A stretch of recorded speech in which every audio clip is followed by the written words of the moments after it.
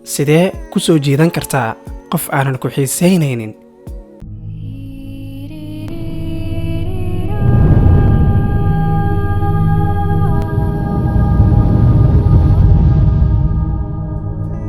muuqaalkeena maanta waxaan ku soo qaadan doonnaa sida loo soo jiito qof aanan ku xiisaynaynin iyadoo lagu salaynayo cilmi nafsiga soo jiidashada. caadiyan mar kasta oo qof wax badan kaa fikiro wuxuu bilaabayaa inuu kugu xirnaado oo aad iyo aad ugu mashquulo arrimahaaga. si kooban markaan uga hadalno maskaxda miirqabka ah, caadiyan waxay qaadataa caqiidooyinka cusub ee farxadda leh ee ku soo noqnoqdo. haddii qofka aad xiisaynayso aad u samaydo waxyaabo uu ku farxo dhowr jeer, hubaal qofkaasi wuu kugu xirnaan doonaa marba marka ka sii dambayso. haddaba maxay tani ka leedahay soo jiidashada qof aanan adigaba ku rabin? runtii haddaad ku guulaysatay inaad ka dhigto qof inuu kaa fikiro marar badan, waxaad keliya u jiri doontaa dhowr tallaabo oo qura inaad qofkaasi ku beerto jacayl, xitaa haddii uu asaga uu markii hore dankaa lahayn ama uusan rabitaan oo dhan kuu hayn.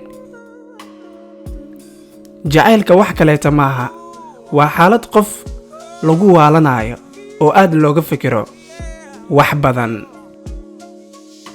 haddii aad rabto inaad soo jiidato qof aan adiga ku xiisaynaynin, markaa waa inaad marka hore barataa sida loogu kelifo ruuxaas inuu adiga in badan kaa fikiro. soo jiidashada qofka aanan ku danaynaynin micnaheedu waxay tahay mashquulinta fikradihiisa.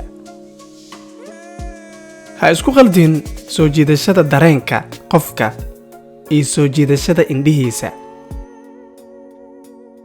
way fududdahay in si fudud loo soo jiito qof indhihiisa daqiiqado gudahooda, iyadoo la samaynayo waxyaabo aan caadi ahayn ama waxyaabo doqonnimo ah. laakiin kadib markii qofkaasi uu ku laabto gurigiisa, kuma xasuusan doono wax yar uun xitaa. soo jiidashada guulaysataa waxay dhacdaa marka aad soo jiidato dareenka qofka oo aad ku kelifto inuu in badan kaa fikiro xitaa marka aad ka tagta kadib. nidaamka soo jiidashada wuxuu bilaabmayaa soo jiidashada dareenka bartilmaameedka koow ah, laakiin ma aha nuuc kasta oo bartilmaameeda inaad adeegsato. waxaa laga yaabaa inaad tusto inaad leedahay tayo uu isagu u baahan yahay in badan. xaaladda noocaas ah, xitaa haddii qofkaasi uusan ku xiisaynaynin markii hore, hadda wuxuu bilaabayaa xaggaaga inuu u soo dhowaado oo waa soo jiidan doontaa. qof kasta oo adduunkani ku nool wuxuu ku hamiyaa astaamo gaar ah oo soo jiidasho loogu muujiyo qof leh. tusaale ahaan, dumarka qaar waxaa soo jiito ragga hamiga badan leh, maxaa yeelay dabeecaddiisa oo muujinaysa in ninkan maalin maalmaha ka mid ah uu noqon karo nin meel ka soo baxa. halka ragga qaar ay soo jiitaan dumarka ay isku haystaan ragga badan, maxaa yeelay waxay ka dhigaysaa inay aaminaan inay maqaam sare leeyihiin gabdhahaasi. haddii sababta qof uu adiga weli uusan kuu xiisaynaynin, qofkaasoo adiga aad iyo aad uga heshay, waa inaad in badan isweydiisaa in astaamaha qofkaasi uu rabo inuu adiga kaa arko inaad tustay iyo in kale. haddaba joogso ka hor intaadan isku dayin inaad soo jiidato dareenka qof.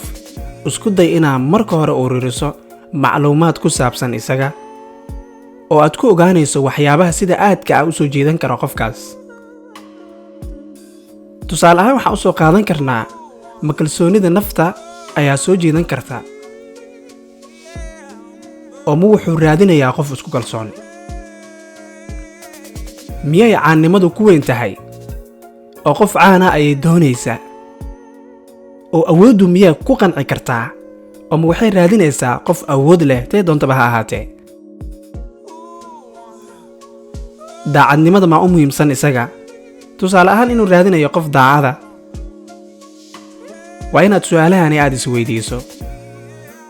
Inta qofka aadan ku bilaabin soo jiidashooyinka,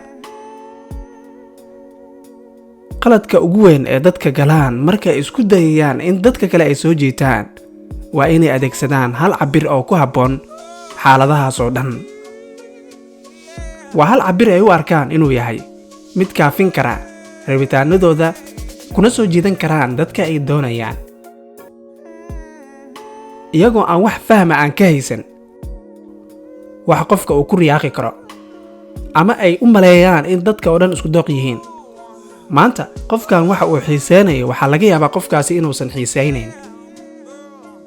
Marka waa qasab inaad ogaato qofka aad doonayso inaad soo jiidato waxyaabaha xiise gelin karo.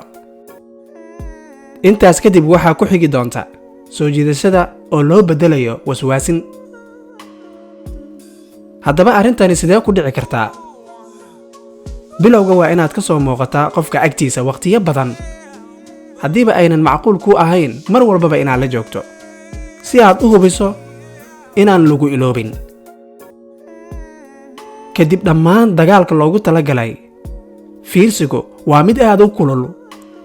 Waxyaabo badan oo kale ayaa kula tartami doono xilliga dareenka qofkaasi aad bartilmaameedsanaysid. Ugu dambeyn, keliya maahan inaad diyaar ahaato waqti waliba qofkaas agtiisa aad joogto, laakiin waa inaad sii wadaa inaad soo bandhigto tayada cajiibka ah ee aad leedahay mar kasta oo aad ka soo muuqato agtiisa, ilaa laga gaarayo qofkaas waqtiga uu ku xiiseyn doono. Markuu qofka kugu xirnaado, uu la qabsado jiritaankaaga, noloshiisana ay tabto, wuxuu bilaabayaa inuu diro calaamado isku dhafan.